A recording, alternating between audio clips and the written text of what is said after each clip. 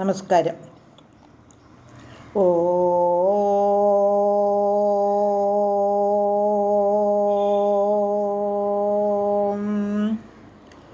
ഓ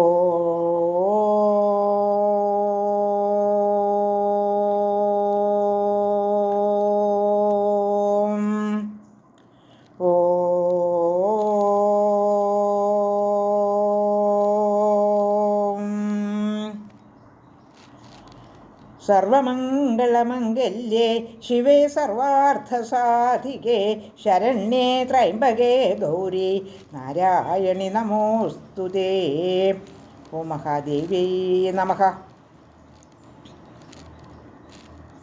ഇപ്പോൾ വിഷ്ണുവിൻ്റെ ശിരസ് അറ്റുപോയിരിക്കുകയാണല്ലോ.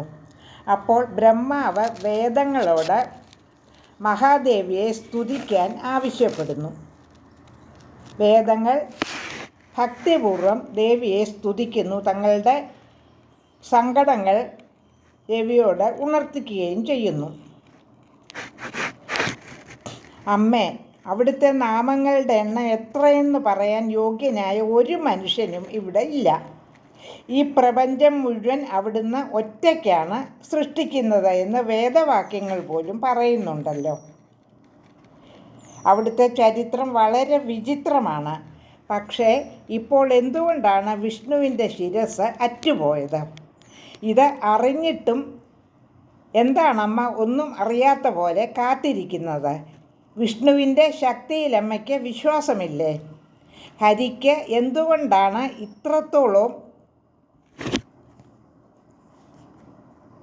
ഇത്രത്തോളം ദുരിതങ്ങൾ അനുഭവിക്കാൻ ഇടയായത്? അവിടുത്തെ പാദാബ്ജ ഭവനയിൽ നിപുണനായ വിഷ്ണുവിന് ഇങ്ങനെ സംഭവിച്ചത് എന്തുകൊണ്ടാണെന്നൊക്കെ വേദങ്ങൾ ദുഃഖപൂർവ്വം ചോദിക്കുകയും ദേവിയെ സ്തുതിക്കുകയും ചെയ്യുകയാണ്. ശ്ലോകം 63.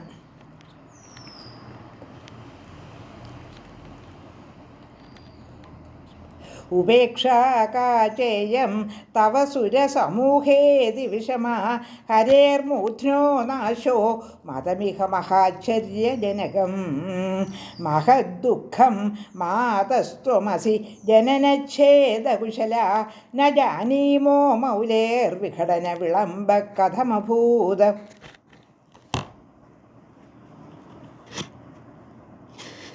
ദേവന്മാരുടെ കാര്യം അവിടുന്ന് വിഗണിച്ചത് വളരെ കഷ്ടം തന്നെ.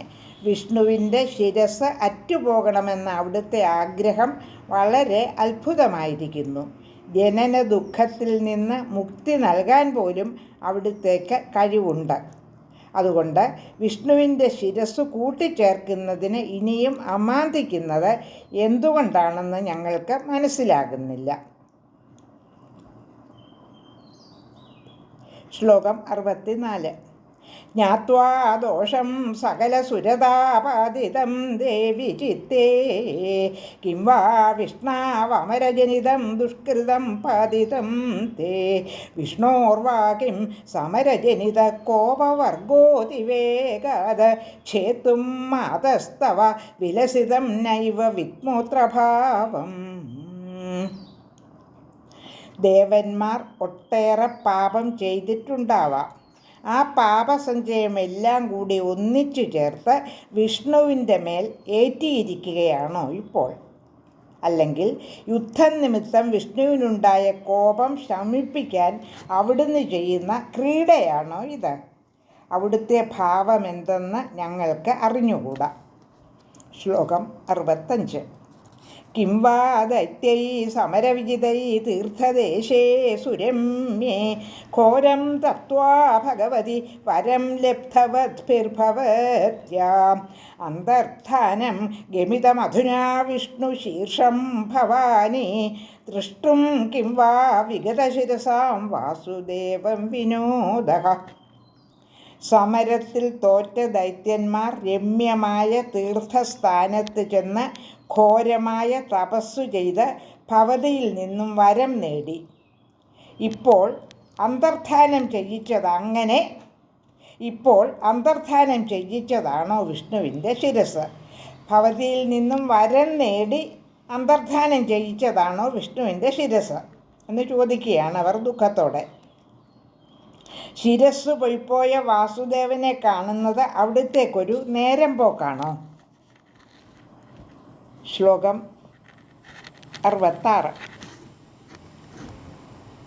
സിന്ധോ പുത്യാം രോഷിതാ കിം ത്വമാദ്യേ കസ്മാദേനാം പ്രേക്ഷസേ നാഥഹീനാം ക്ഷന്തവ്യസ്തേ സ്വാംശജാതാപരാധോ വ്യുത്ഥാപ്യൈനം മോദിതാം താം കുരുഷ്വ. ഹേ ആദിശക്തേ, സിന്ധുപുത്രിയോട് അല്ലെങ്കിൽ ലക്ഷ്മിയോട് അവിടുത്തേക്ക് കോപമാണോ? അവളെ നാഥനില്ലാത്തവളായി കാണാൻ ആഗ്രഹിക്കുന്നത് എന്തുകൊണ്ടാണ്? അവിടുത്തെ അംശത്തിൽ ജനിച്ച അവളുടെ അപരാധം ക്ഷമിച്ചാലും വിഷ്ണുവിനെ ജീവിപ്പിച്ചിട്ട് അവളെ സന്തുഷ്ടയാക്കിയാലും. ശ്ലോകം 67. ഏതേ സുരസ്ത്വാം സതതം നമന്തി കാര്യേഷു മുഖ്യാ പ്രഥിതപ്രഭാവാഃ ശോകാർണവാത്താരയ ദേവി ദേവാൻ ഉത്ഥാപ്യ ദേവം സകലാധിനാഥം. ഈ ദേവന്മാരെല്ലാം സദാ അവിടുത്തെ പ്രണമിക്കുന്നവരാണ്.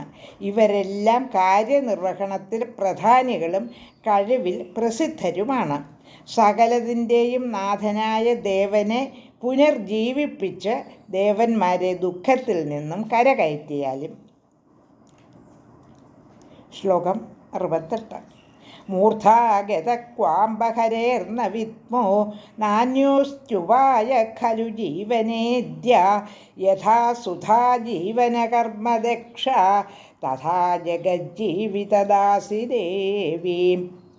വിഷ്ണുവിൻ്റെ ശിരസ് എവിടെ പോയെന്ന് ഞങ്ങൾക്കറിഞ്ഞുകൂടാ. ഇദ്ദേഹത്തെ ജീവിപ്പിക്കാൻ ഇപ്പോൾ മറ്റൊരു മാർഗവും കാണുന്നുമില്ല.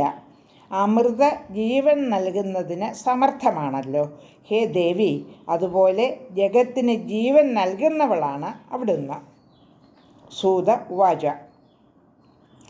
ഏവം സ്തുതാ തഥാ ദേവി ഗുണാതീതാ മഹേശ്വരി പ്രസന്നാ പരമാമായാ വേദൈ സാംഗൈച്ഛ സാമഗൈഹൈ.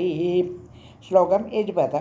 താനുവാച തഥാ വാണി ചാകാശസ്ഥാ ശരീരിണി ദേവാൻ പ്രതി സുഖൈ ശബ്ദൈ ജനാനന്ദകരീ ശുഭാ.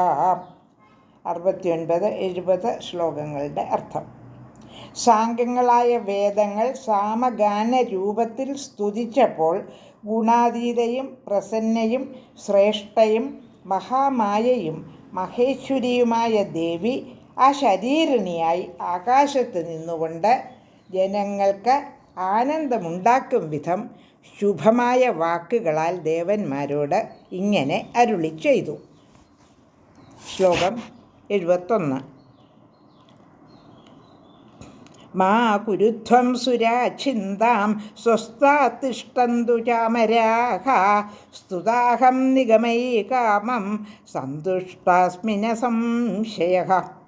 ഹേ ദേവന്മാരെ, നിങ്ങൾ ചിന്തിച്ച് വിഷമിക്കേണ്ട. അമരന്മാരെ, നിങ്ങൾ സ്വസ്ഥരായിരിക്കുവിൻ. വേദങ്ങൾ എന്നെ വേണ്ടുപോലെ സ്തുതിച്ചതിനാൽ ഞാൻ സന്തുഷ്ടയാണ്. അതിന് സംശയമില്ല. ശ്ലോകം 72. യപ്പുമാൻ മാനുഷേ ലോകേ സ്തൗത്യേതാ മാമകിം സ്തുതിം പഠിഷ്യന്തി സദാ ഭക്ത്യാ സർവാൻ കാമാനവാപ്നുയാത്.